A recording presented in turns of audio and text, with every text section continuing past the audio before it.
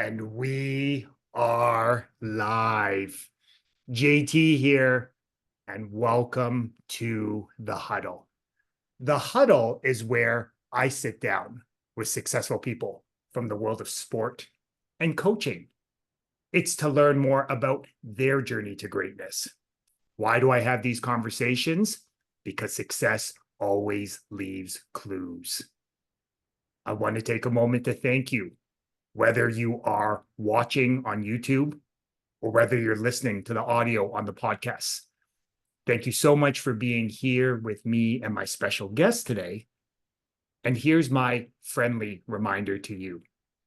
The mind is like a parachute. It works best when it's wide open. So my challenge to you is to go all in on this conversation, to remove any distractions and get laser focus on the here and the now. And I guarantee you, you will gain a valuable nugget of wisdom that will not only help you succeed in sport, but more importantly, in the game of life. Been looking forward to my conversation with my special guest today. Before we kicked off, pun intended, and hit record, I was sharing with him that he's definitely someone that I've heard a lot of great things about. I think of three men that I deeply respect in my life, who I've come across in our football world, have spoke very highly about him and the work he's doing. My guest in the huddle today is currently serving as the executive vice president with the Brampton Bulldogs and also serving as one half of the U18 head coaching role. My guest in the huddle today is Coach Rob. How are you today, Coach? I'm doing great. I'm doing great. How are you? I'm feeling blessed. There's just people. I don't know if you've felt this, Coach Robin, in life, but you know how when you meet people or you're in the presence of other people that have great energy, great enthusiasm, great passion for life, just feels different. Absolutely. Okay. And that's something I definitely felt as soon as you jumped on here today. I felt it as well. So, Coach, before we get kicked off, I just want to take a moment to count my blessings. For me, it's a daily practice. Some days I do it better than others, but I do find the days where I'm most consistent, most intentional counting my blessings. I do find those days are filled with a little bit more love, a little bit more joy, a little bit more peace. And I'm a big believer, biggest blessing you can give anyone is your time and energy. So just want to thank you again for blessing us with some of your time and energy here today. Oh, hey, thank you very much for reaching out. Thank you for having me. I think it's important that you do what you've been doing, which is sharing that football journey and sharing different stories about different people, because I think they all impact a different viewer in a different way. So thank you for the great work that you do as well. Absolutely, brother. And I'm just going to take a moment to receive that. I know as servant-based leaders, sometimes, we give a lot of time and energy, and it's as important to just sometimes just take a moment to receive those blessings right back. So, 100%. okay. In the huddle, as we talk about, like you were sharing, yeah, football, sports, connector for us, but very often it's to do a deeper dive into how these principles, translate to the game of life. Mhm. So I'm curious, something that a great coach and a great friend reminded me is, hey, we all have these things that unique or different about us. Our responsibility is to celebrate it. And I'm a big believer that life is a game and games are supposed to be fun. So I'm curious, what's an interesting fact about you that maybe a lot of people don't know that you'd be open to sharing with our community today? Oh, that's a good one. You know what's funny? Whenever I'm in other settings, the interesting fact about me is that I've been a football coach for more than 13 years. So obviously that's not as interesting to my football community because they know that. I would say an interesting fact that not everybody knows is one of my favorite passions is cooking. I do a lot of cooking. I actually used to own a restaurant. I used to kind of do a pop-up at a restaurant, which I did chicken wings. Chicken wings was my specialty. It was actually called the Robin Wings. I did it for a few years. decently well known without throughout the GTA. Then we kind of pivoted to catering. As life got busy as a father and as a football coach, that kind of stuck to it because it was more of a side thing, not a career. It kind of went to the back burner, but I am still a great cook. My wife would say so. Food is a passion of mine outside of sport, I would say. Hmm. I think you touch on a couple important things there. Most importantly, the idea of happy wife, happy life.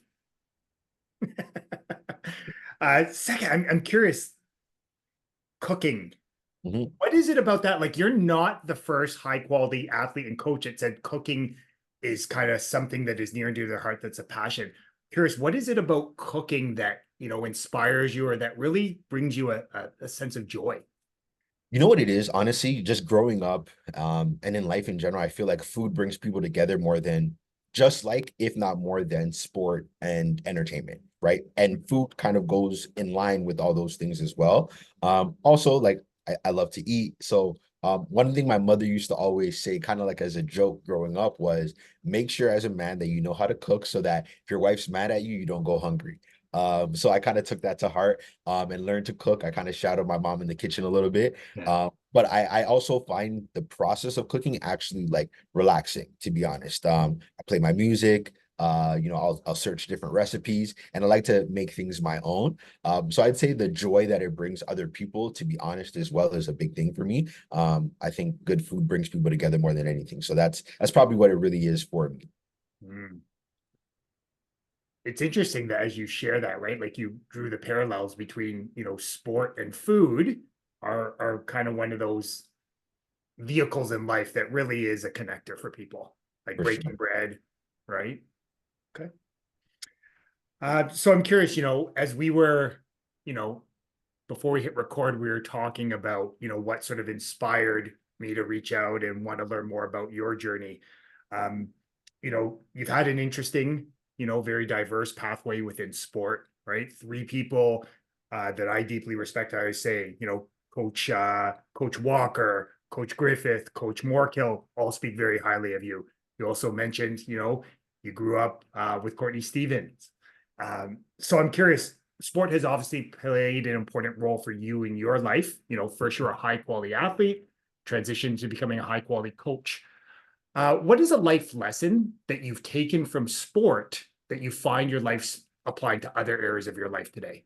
Oh, wow, that's a good one.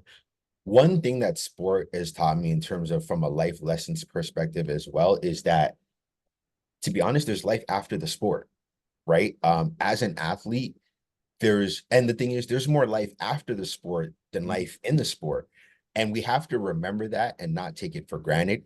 But also remember that football as a microcosm is a game that helps teach us about the game of life. So I think that's one of the biggest things that sport and specifically football has taught me, is that, that you got to prepare. This helps you prepare for the bigger picture, for the bigger game that is in front of you. Mm.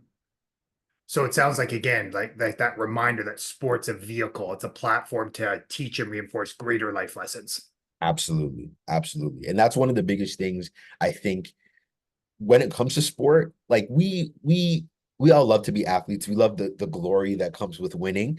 We love the Some of us love the grind that comes with getting better, but there's obviously the side of it that, isn't always glamorized. It's, the pain that comes with losing and the injuries and the limitations and the fact that life can happen sometimes and things out of your control can take you out of the game.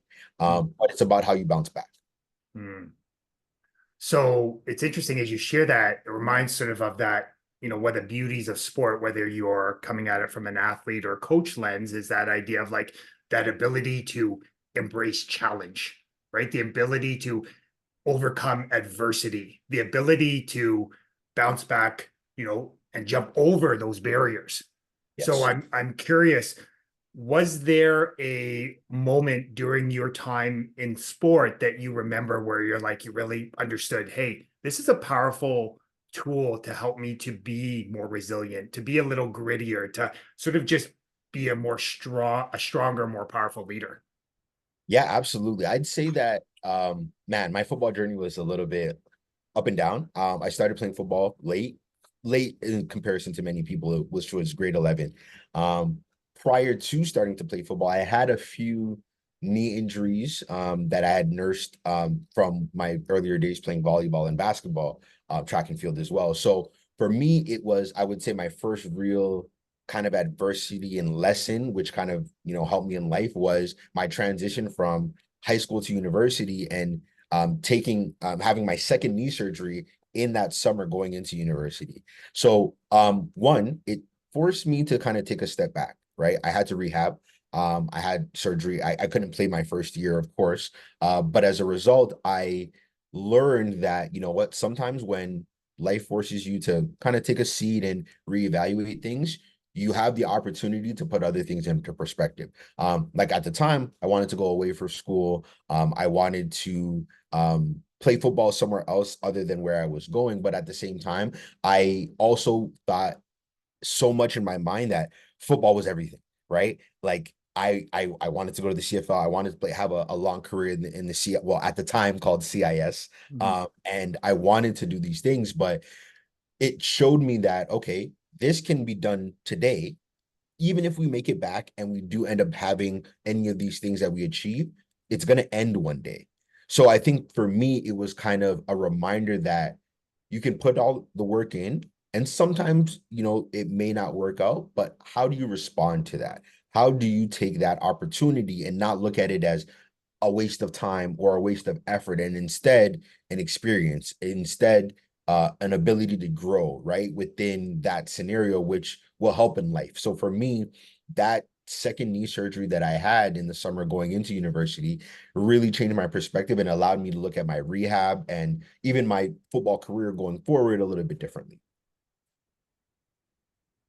I appreciate you sharing that, brother. And it's interesting as you're sharing that, right? You're talking, you think anyone that's played sport at, any level, especially at the high level, knows that, injuries aren't easy, right? And it's a lot of, you have the physical rehabilitation, but there's also that mental, there's the emotional, there's social, there's all these identity things. Oh, But what I found interesting was you sort of highlighted this idea that sport can be an important part of you, but it's not all of you. And why that resonates is I think of some of the emerging leaders I'm seeing that are coming out of Brampton now. I think of Chris, I think of I think of Benji, I think of Delius, like all these people that are part of that Brampton, Courtney, yourself, you know, that are products of, Brampton, and that are sort of sharing that message now, imparting that wisdom on the next generation of emerging leaders.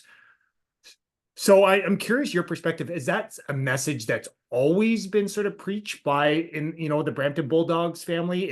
Or is that just something that, because I'm kind of curious, there's a lot of great leaders there and they all seem to, hey, football is part of the journey. It's not the entire journey. It's funny that you say that. It's funny that you mentioned Delius and Chris as well, because in my earlier seasons coaching, Chris was actually part of both of them were part of the first group of kids I ever coached. They were JVs at the time. And I had, at this point, I was about 20, 21, just stopped playing university. It was kind of, the dream was kind of over for me. I had to have a third knee surgery, and then also my daughter was born. So for me, it was kind of like my opportunity to give back. So it's funny that you mentioned those guys. And I think that one thing that guys like myself and the other coaches that were starting coaching around my same group, that were my peers, one thing we had in common was, at that time in our early 20s, the dream was over, right? So we were able to speak from an actual realistic perspective to say, hey, listen, some of us, greater than others in terms of talent, ability, or whatever, but football ended for us. And we had to realize we had a transition to make to now understand that there's life beyond this. And we had a life beyond football. So I think for us, that was one of our earlier messages, especially just kind of being earlier volunteer, part-time, or positional coaches. We wanted to let the kids know, listen, take practice seriously, because you only have so many football practices. You only have so many football games. So if you don't really grab the bull by the horns, you can miss out on a lot because you don't take advantage. And we were very fresh products of guys who, maybe didn't get as far in our football journey as we wanted to, but we could speak to the fact that there is life outside of football. But as much as you can, you want to experience life within football as long as possible. So I think from us, and like I said, this was about 13 years ago. So for me, I can say that me and that group, that was something that we always continued to preach from then. And I think that the guys like Chris, the guys like Delius, the guys like Adam Poole and all those kind of guys, they learned those lessons and understood that it's not the end of the world when football is over.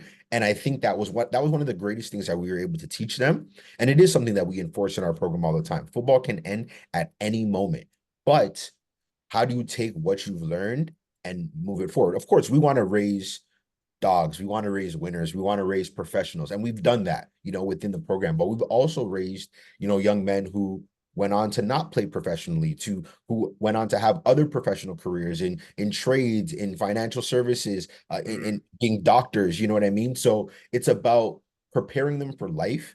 And I think that the idea of reminding them that football can be done at any point allows them the opportunity to look at themselves as more than just a football player. Because I do remember the transition, the difficult transition between football is everything to now, oh, wow, I need to go get a real job. I need to actually worry about finishing university and getting a degree and doing all these different things. So it changes your perspective. And we want to try and make it so that it's not such a big shock when that happens. I can appreciate where you're coming from there. And part of that is I know when I left education in 2019, it was the first time in 25 years that sport hadn't been part of my life. It was the first time since probably grade 9 where football hadn't been part of my life.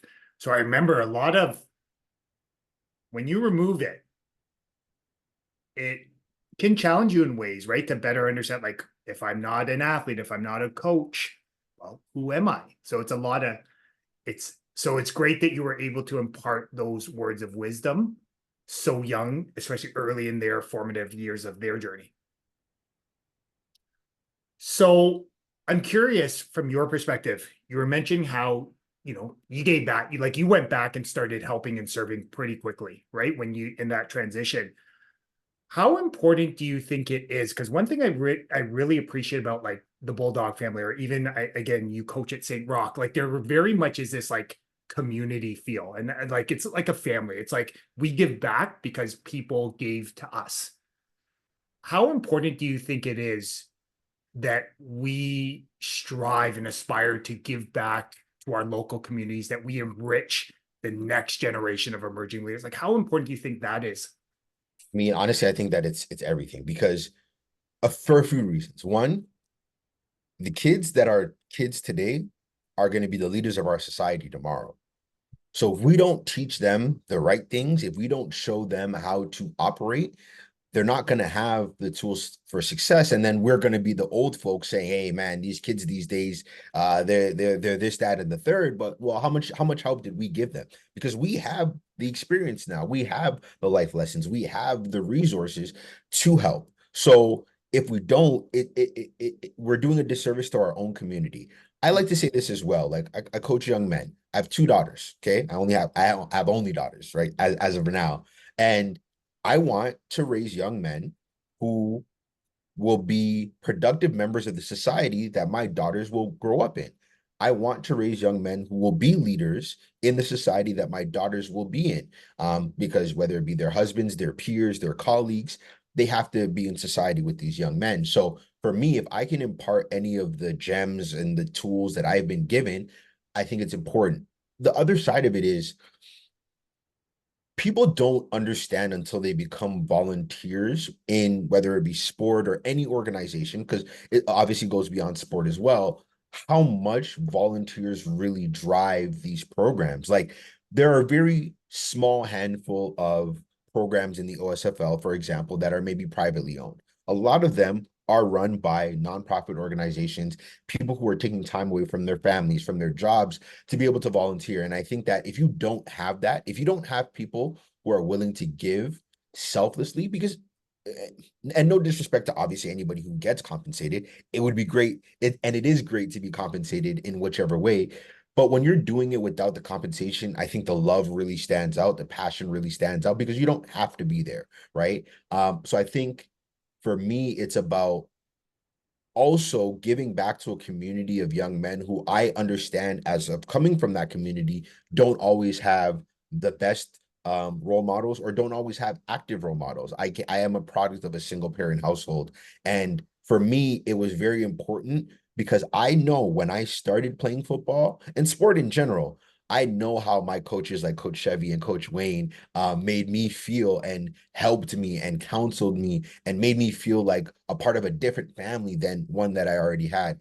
So knowing the impact they had on me, I wanted to be able to help and impact other young men the same way, because at the end of the day, I think that when you're able to take your time is the most valuable asset we all have, bar none. And I think that giving your time shows a different level of appreciation. And I think that it also shows that you're willing to, whether not necessarily right wrongs of your own past, but give back in ways and help to stop the excess amount of maybe mistakes. And don't get me wrong, we're talking about teenagers, so sometimes they don't always listen the first time you tell them things, but continuing to echo that message. And like you said, so many guys that have come out of Brampton have that same message because we continue to echo that. And I think that is because they eventually were able to come to a point and see, man, these guys didn't get paid. These guys were always there. These guys were always dedicated. And they realized how much that helped them. And as adults, I think it allows them to also want to give back, because now we have such a lineage of former Bulldogs that have come back to the program to help in one capacity or another, whether it be financially, whether it be from a coaching role, whether it be from an executive role. I believe that the best way to make our program great was to help build from within, people who understood the Bulldog values, who understood, what we set out to do and doing things the Bulldog way. So volunteering is just, and honestly, to be quite frank, I think it's the best use of my spare time. I could be doing so many worse things with my time. But I think that giving it to these kids helps our society as a whole. Mm. It's a great reminder, right? Like you talked about that, especially in our space, if we're talking from a football perspective, upwards of 97, 98, 99% of people are volunteering, right? They're selflessly giving their time and energy. For many, again, people that are in business, entrepreneurs, I mean, they're giving up billable hours. That was one thing we would often remind coach at high school, hey, there's a lot of people, community coaches, they're giving up time and energy, billable hours, to come and support you on your journey, right? So I think it's a valuable reminder. I'm curious, you started this journey, right? 13 years ago. Do you think the idea of volunteerism, do you think it's changing? Like, do you think it feels different? Because, it's really easy to say, oh, yeah, like, today's young people, they don't get it. But from your perspective, like, has the idea of volunteering change? Are people more willing to do it, less willing? Kind of what are you seeing on the ground level?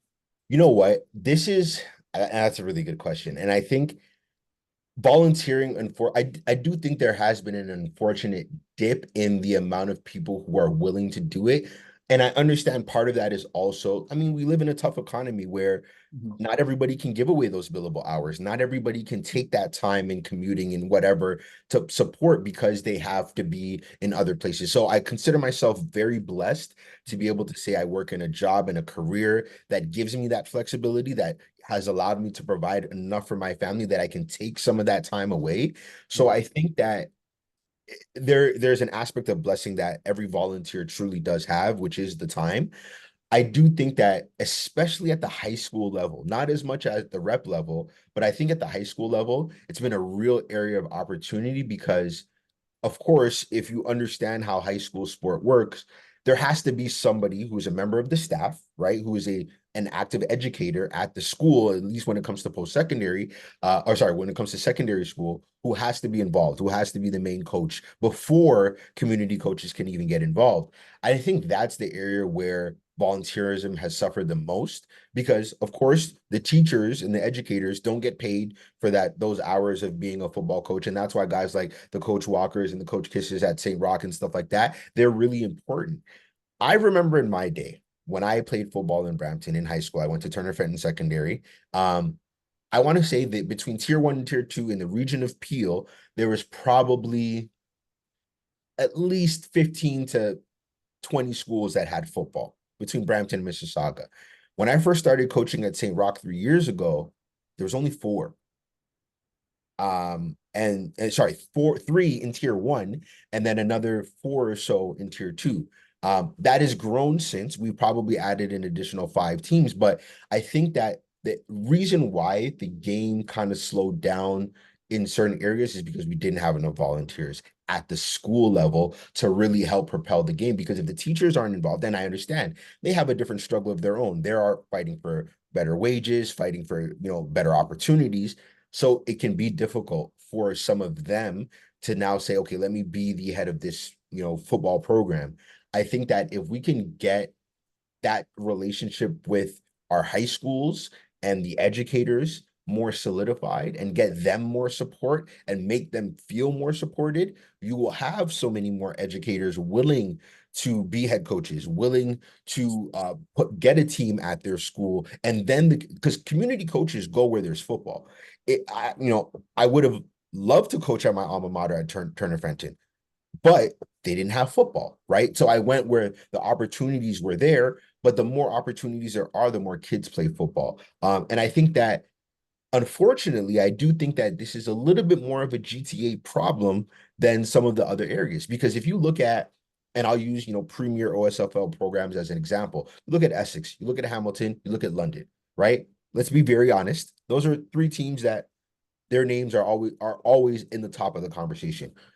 One of the biggest correlations to that is involvement of high school football. To my understanding, all of those regions have an upwards of 15 to 20 plus high schools playing football. When you have that many high schools playing football, of course your junior varsity and your varsity team are going to have 150, 200 guys come out, which then you have to shrink the pot. You have higher competition. Competition breeds obviously success, and those areas get to benefit from that high competition.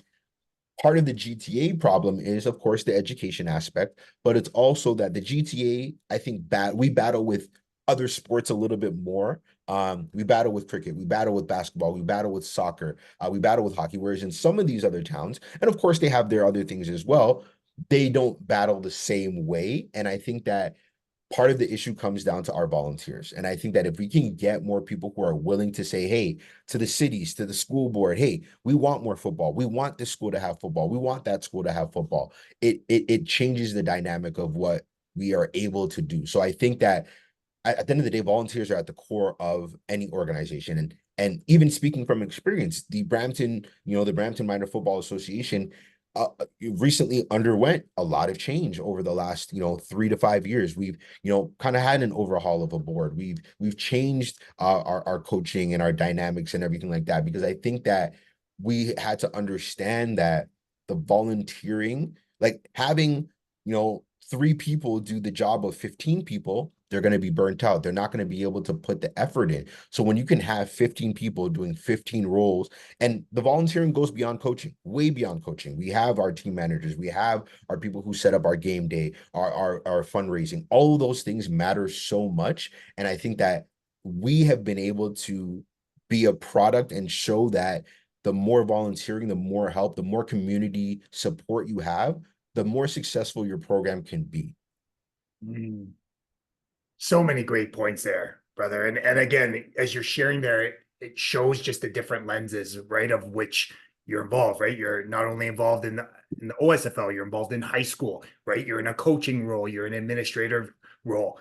And it's interesting that as you were describing it, it reminded me kind of when I first started education. Like when I first went in, now again, it's a few years ago, but I remember one of the questions in my first interview was, what are you willing to do for kids? And I remember my answer essentially being whatever you need me to do. And I started like, okay, hacky sack club, great. Coaching hockey, great. Coaching football, great. Coaching, and you just did that because helping and serving was just what you do. Yeah. The other thing that really stuck out to me as you talked about is, as administrators, where can we find those opportunities to remove some of those barriers for those volunteers, right? Like I think of you reaching out to me, hey, here's the coaching requirements, and then part of that was, okay, how do I streamline Coach Rob's life, because then when I can streamline a pathway for him, he can then streamline it for his coaches. So how important do you think that is as us as administrators to find those opportunities to just streamline it, but then really allow our coaches to do what they love, which is coach? Yeah, and I think that the more help you have, and doing the administrator role and the coaching role and everything like that, it can be a lot, and it's not necessarily for everybody. I don't necessarily recommend to take on multiple hats all the time. I do it because I'm so incredibly passionate about it, and I do it because I do know I've been part of the old regime, the current regime, and I understand where we did things really, really well before, but the areas of opportunity as well. So Mhm. I think that on both sides of it, having more people, like for example, last year I was in a director of coaching role. But we were kind of in transition when it came to our president and vice president. So I was kind of taking on that role plus other roles, and wearing so many hats got obviously, difficult. This year, I'm able to take on a lot less, which I think has been better overall because the more people you can have just doing different things in the administrators, they really help the programs flow. Like our moms, our managers they are, I think, the best in the league.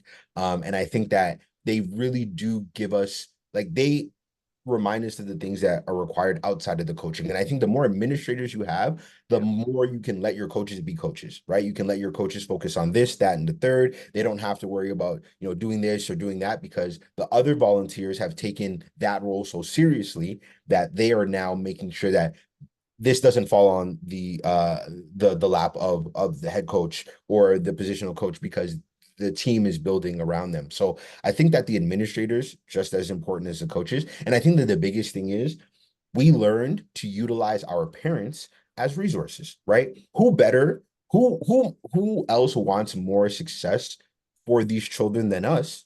I'm sure it's their parents. You know what I mean? So when these parents who have the time, and not everybody does, but ones who have the time, who have the resources, can say, hey, I'm willing to do this for the team, which is more than just their child. I think that's really how our community grows, right? We've been able to have an incredible amount of support from our parents. And I think that the more we actually reached out and got them involved, the more successful we were. Because the fact of the matter is, I think that there was a time when we kind of wanted to do things a certain way, and we didn't as much solicit the feedback from these parents who are bringing these kids to and from, who are involved, right? So I think being able to change that and give them more of an opportunity to give us feedback and hear what they have to say, they've made volunteering easier. They've made the transitions easier, and they've also given us just the support that we need to continue to move forward in general. Mm. So many great points you touched on there. That last one about, engaging the parents, like asking for their feedback, like how can we better help and serve you and your family? It's interesting how that simple action starts to build that golden bridge of trust, right? Where they feel valued and they're more likely to want to give their time and energy to volunteer and take away, like you said, some of those administrative duties, right? Um, I'm curious from your perspective, speaking with a lot of young emerging leaders, question they always come out like, how do I get involved? Right? They want to do that. And one thing I often share is, hey, there's a lot of great coaches in our space. And that feels like the natural progression for us as high quality athletes. But I said, if you really want to create a pathway, we don't always have a lot of people that want to be great administrators, to be great operations people, that want to be great coaching directors. If you can find your role there, sky's the limit. Your opportunity, you'll carve out a path. Curious kind Big of one. your perspective as that, as someone who coaches, but is also an administrative role.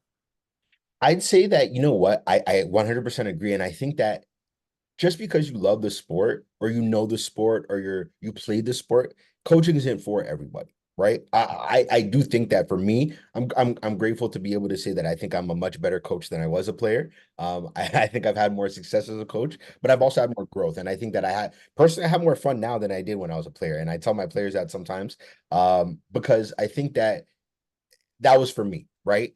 but I also understand that everybody has very different gifts, different talents, different resources that they can provide. And I think that loving the game, appreciating the game, respecting the game is number one.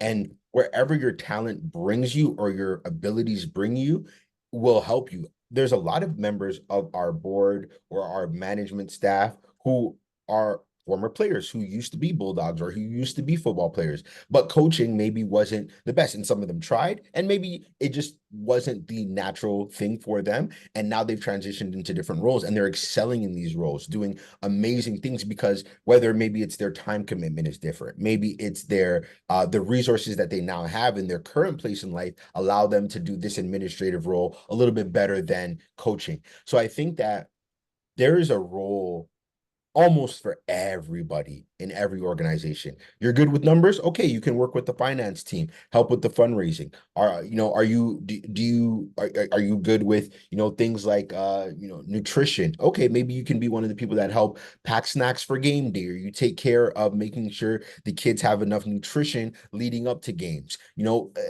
you have a little bit more digital time on your hands? Are you good with social media? All of these things that, hey, listen, some of our staff members that do our social media are former football players, right? They're former guys who were in the game, but now for them, it's like, okay, I really don't have the coaching commitment time, but I'm in front of my computer all day. I already have a Canva Pro account. Let me help with this. Yeah. And I think those are the huge things that one thing I think if you leave the door open for people and you ask people, how do you think you can help?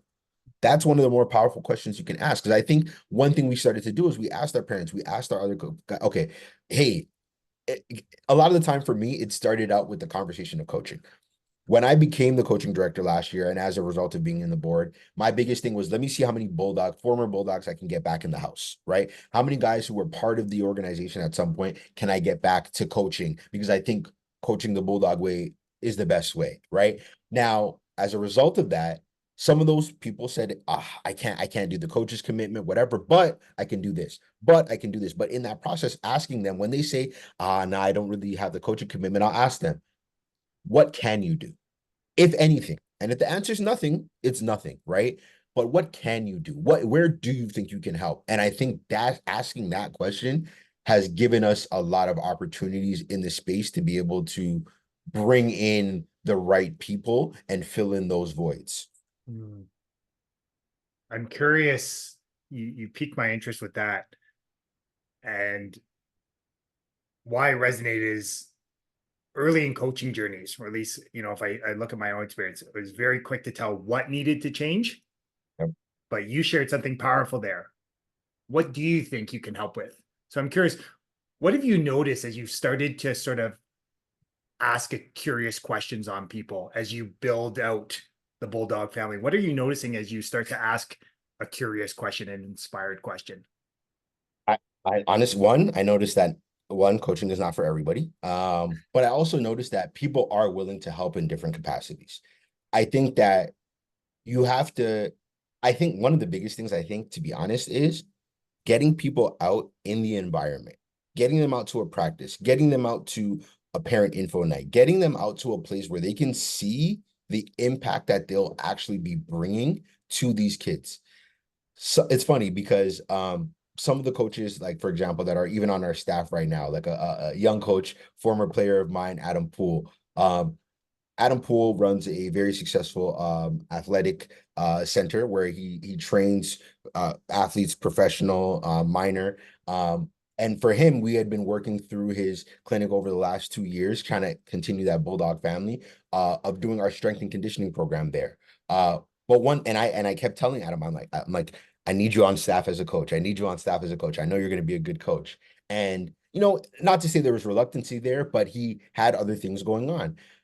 All it took was one practice for Adam to come out earlier this year because he was obviously used to having the kids in his gym, which is a different, obviously, environment.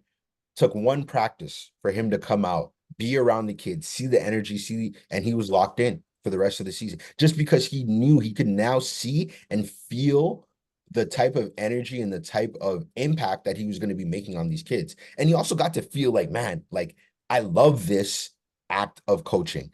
And some people are going to feel that exact same way, but not everybody's going to feel that way. Yeah. I encourage people coming up because even parents, when you invite parents to certain events and you let them see how we do things, some of them are going to gravitate towards it. And when they do, they'll say, hey, how can I help? I heard you guys are looking for this, or I heard this is something that we do. I do this. It makes such an easy transition because they can visually see. And sometimes also bringing them out allows them to see the areas of need, the areas of opportunity. Where is the team lacking? Am I somebody who can provide in that area? And if I'm not, do I know somebody who can? And I think just allowing people to see for themselves the magic of being around youth sports is enough to really make them want to be involved in whatever capacity that is. Mm. As you share that, it's a great reminder that you're always making people feel something, right? Sometimes it's not great.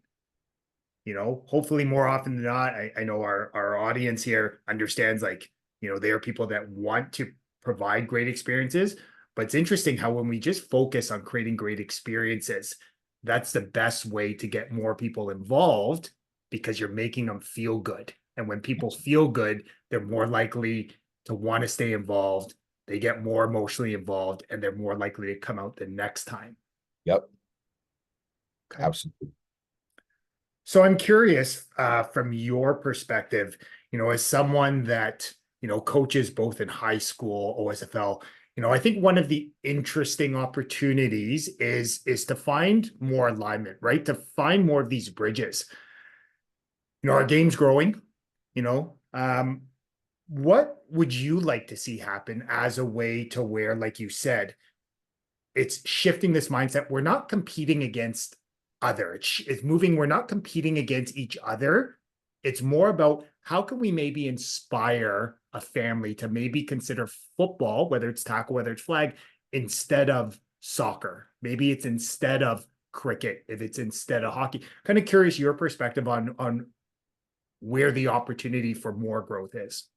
I think the opportunity for more growth, to be very honest with you, lands on, and again, more of a GTA centered issue. Yeah. I think it lands on the school board.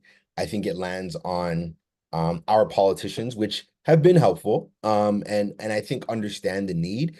But I think that when you look at the areas in which the school, in which the city, in which the city resources support, you can see the growth in those areas night and day, right? I remember, 10 years ago when soccer was the very big push in Brampton, right?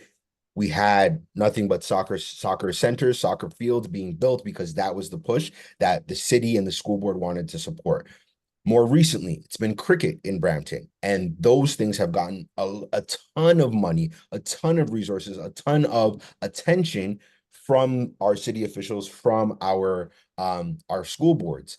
Those are things I think will help our program more, is if we continue to get that help and that support, not only from those bodies like the school board, the Region of Peel, the Dufferin Catholic District School Board, as well as the city of Brampton in itself. I think that if we are able to bridge the gap of communication, of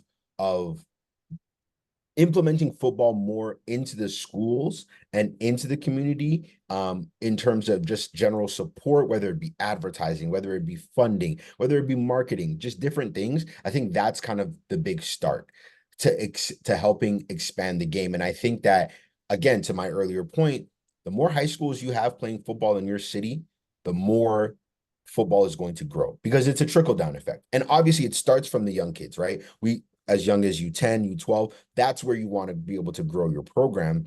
But it's a trickle down, because it's like, oh, I see my olders and my older cousins and my older brothers playing football. Well, I want to start a little earlier so I can be better than them, right? I see, these different people in my community. I see on the billboards, I see when I go to the rec centers that it's football, football, football. I think that just giving the kids the option. And of course, I understand the nature of the game of football, and that it can be violent. And I also understand there is a huge place and a need for flag football as well. And it can start with that, right? And it starts with just giving more opportunities to the sport itself to flourish within a community that is such an incredibly growing community, right? Brampton is an incredibly growing community. And again, I stand by the idea and the notion that Brampton produces the best football players in the country. I'll never not feel that way. But I think that that idea, if it continues to be resonated everywhere, and I think that if the school board, again, can give us the support that we're asking for, I think that it makes a huge difference. Because one thing I can say is this, as you mentioned, coaching in high school, coaching in the OSFL. The OSFL is obviously it's a governed body for football, right? In the summer. There's so much emphasis, there's so much detail, there's so many things that the OSFL and its chair and its presidents do to be able to grow the game. And I think that if the region of Peel, from the athletic standpoint, can do the same, or want, there's a very night and day difference between what I feel the experience at high school is and I feel the experience in the OSFL is. And it comes down to support at the top. And I think that when the top supports, and I understand the region of Peel, of course, as a whole, has multiple sports that it has to take care of and entertain. But I don't think that in a city that, like Brampton, that has produced as many professional football players as it has, football should be overlooked. I don't think that that makes any sense because the proof is in the pudding. Mhm. You give kids in Brampton an opportunity to play football. A really good amount of them are going to be professionals at this sport. Mhm. So if you know that, let's embrace that. And I think that's kind of where our our officials and the support can kind of really change the game. And I will say that's kind of the difference between, playing in the summer and playing in the fall. Yeah. Well, you bring up a great point there, brother, as you talk about that, right? Like it's understanding this idea. I know in Football Ontario perspective, we talk about football for all, which Mhm. again sounds warm and fuzzy, but it's really about creating more opportunities, right? And the way we create more opportunities is by increasing accessibility. And the only way we increase accessibility is by removing barriers, whether it's, maybe it's a family that is unable to, initially pay community fees, right? Yep. Maybe it's just introducing it to them in phys ed curriculum, right? Mhm. Maybe it's just decreasing rental, cost of rental, right? So that clubs and organizations don't need to charge as much, right? So it's a Perfect. really powerful example. And I think what, again, like you said, proof's in the pudding. You look at the amount of Brampton-based athletes that have gone on to play professional football. It's it's pretty inspiring. Um, I'm curious from your perspective there, was that part of the inspiration? I know again you were part of that St. Rock group that won an Ossa Bowl this year. And I did notice that you took the young men, they all went in their jerseys, shirts and ties in front of city council. I'm kind of curious, was that kind of the inspiration, was just to show what's possible when we give an opportunity?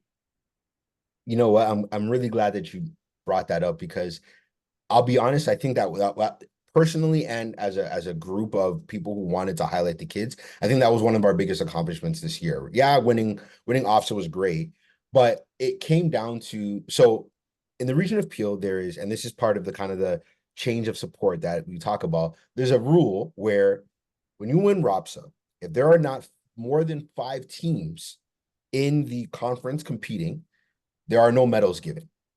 So Tier 1 ROPSA, when we won our championship, just like last year when we won ROPSA, there were no medals. We just got the trophy, which we already kind of had, but there were no medals given. And we thought that the rule was ridiculous. How do you not give out medals for the Tier 1 top of the line football champions in the area? The juniors who had 6 got some. Tier 2 champions who had more than 5 got some. So it was an area where we felt like we were slighted, right? Because, and this was in our approach to OFSA, our idea was, okay, we've been to OFSA before, we've won, we've lost. But if we don't win OFSA, you don't get the opportunity for the rings. How can we highlight these young men to show the great work that they've done? And when you look at in other cities and some of those bigger football cities that I mentioned, whether it's a little billboard, whether it's a community ad in the paper, whether it's something to highlight those young men, a lot of those communities that football is big, they have that. So, huge shout out to our city officials and one in particular, Councilor Rod Power, who is a very close friend to the Bulldogs. He's a huge ally. He's a great resource who's really allowed us to do a lot of different things in the last couple of years. I'll be honest, I kind of reached out to him and I said, and me and Coach Jerome at Rock were having a conversation, and he was just Coach Walker was just like, honestly, the rules, the rules crazy, but I think we should try and highlight these young men. What do you think? And I said, let me reach out to Councilor Power and by extension the mayor and see what we can do. And when I reached out right away, they were all for it. And I said, I just kind of want to bring the kids to City Hall and have them kind of have an experience where the city that they obviously have represented so proudly, because Brampton is part of Peel Region, but the ROPSA champs came from Brampton. So the city of Brampton can boast and say, hey, the champions of the area are from our city. And I thought that it would just be a really cool idea to bring them to City Hall, bring them to Chambers, and give them the idea that they were being recognized. In the same breath, I did mention the whole lack of medals when it came to ROPSA. And they said, you know what, we're gonna make it a surprise, and we're gonna handle that medal situation. So the city took it upon themselves when Mm. we were there to get ROPSA championship medals made for our young men, so that they had something that was a token of all the hard work they put in from September up until that point. So obviously it was through the connection and the building of our football family that we were able to do that. But it was huge for me because I got to see the look on these young men's faces when they got their medals, when they were listening to the mayor of the city that they live in talk about how proud of them they were for winning a championship and bringing that to the city. So that's an experience I'll never forget. That's an experience I'm sure some of them will never forget. And it's a medal that they now have forever to signify that amazing group of young men who are able to win that. Because when it comes to championship rings, it's all well and good, but championship rings cost money and not everybody can afford it. So not everybody gets that. So being able to have that momentum was important, but it was also more so about, hey, the mayor was able to see, the counselors were able to see, wow, like football is a really big part of these young men's lives. Let's make sure to recognize the greatness that they've achieved. And I think that was really what it came down to. Mm. Just the energy, the passion at which you share that just highlights how much football is just a vehicle for you to teach and reinforce these greater life lessons, like being able to provide, like you said, those young men with that opportunity to be recognized by the people who ultimately make decisions on how the city functions. But just how cool is that for them? Like they'll never forget that. And maybe, who knows, maybe you planted some seeds there of the future, these young men that are going to be the future politicians in Brampton or beyond. Okay. Um, Brother, I want to be respectful of your time and energy. So I got one last question for you. Um, as someone who deeply is committed to helping and serving young men, um, if you could go back and talk to your younger self, maybe it's early in your high school days, maybe it's before football, and you could share words of wisdom with your younger self that would help you, elevate to that next level of greatness. Kind of curious, what would those words of wisdom be, knowing what you know now? Man, a little bit of a loaded question. I would say the biggest thing I would tell my younger self when it comes to just approaching life, approaching football, approaching sport is take every opportunity that is in front of you. Take advantage of every single opportunity you have to get better as a football player, get better as a student, to whether it be, play on different teams and play different positions and explore the different schools that are around you, and don't get so comfortable with the idea of complacency and I'm good. I'm the best football player in my grade. Okay, be the best in your school. I'm the best in my school. Be the best in the entire city. I'm the best in my city. Be the best in the province. I'm the best in the province. I need to go to the States so I can be, or I need to be the best in the country. You're the best in the country. Okay, go be the best in North America. Be the best. Always want to be better than the version of yourself yesterday, because continuing to push yourself is what will allow you to see your true full potential. And I think that a lot of the times our young athletes get so complacent with where I am now, right? But it's about, where do you want to be, right? Today you're the best at wherever. How do you maintain that, right? So I would tell my younger self, you know, push those around you to take advantage of their opportunities, take advantage of the opportunities that you have yourself, but more importantly, don't think that the success that you've achieved, past success is not always an indication of future success, right?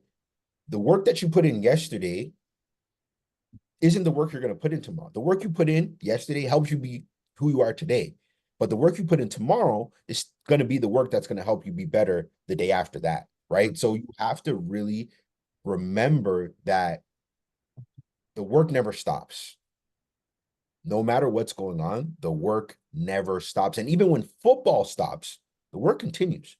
Football stopped for me a long time ago. The work just started. And I was able to transition that into different things. And that's what I really mean when the work doesn't stop, right? When I realized that being the athlete, doing the 6 a.m., the 5 a.m. lifts at York University, all that was done, how else could I be better for myself, for my community, for my sport, and really just keep taking all the opportunity. If I said to myself, I was salty or I was heartbroken so much about my football playing career being over and I never dove into coaching, there's a lot of young men I feel like wouldn't have some of the lessons they have. There's a lot of, our program may not be exactly where it is, because it's not just about me, it's about my peers as well, who we all have that same idea, that all have that same mentality of, when the dream is over for you, how can you help make that dream a reality for somebody else? And that was, I would say that's my final thought, and my um biggest lesson to my younger self is, keep being better, keep growing, and keep taking the opportunities to grow. Mhm. I love it. Um, Brother, I'm curious, you're wearing many hats these days. What can we do to help and support? What's the Brampton Bulldogs family up to? Is there, initiative, event? Like, yeah, what can people do to best support the Bulldogs family right now? Man, oh, great question. I'd say the best thing that people can do to support is continue to come out to our games, whenever we have them, whether home or away. The support travels, great. Be at the games, reach out to us. We're an open book, whether it be a DM, an email. If you feel there's a way that you can help, we're open to all ways of helping. Obviously, as a nonprofit, financial support is always, a big thing that allows us to just do different things.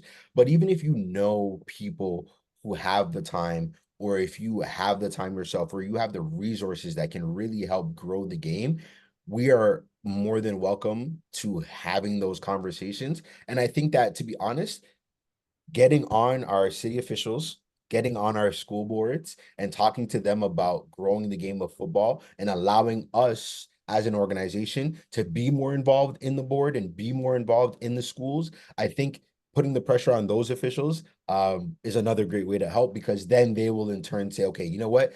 Let's eliminate some of this red tape that is stopping the BMFA from being able to be as involved in the community. And it kind of just helps us bridge those gaps. Absolutely. So again, I know this conversation probably sparked someone thinking, hey, how can I help? Stealing a question from you. And I'll be sure to put the handles for uh, BMFA Brampton Bulldogs in the description on the podcast and on YouTube. Uh, Coach Rob, I just want to take a moment to acknowledge you, brother. I want to acknowledge you for the great man you are, the great husband, the great dad, the great coach and mentor, but more importantly, the amazing human being you are.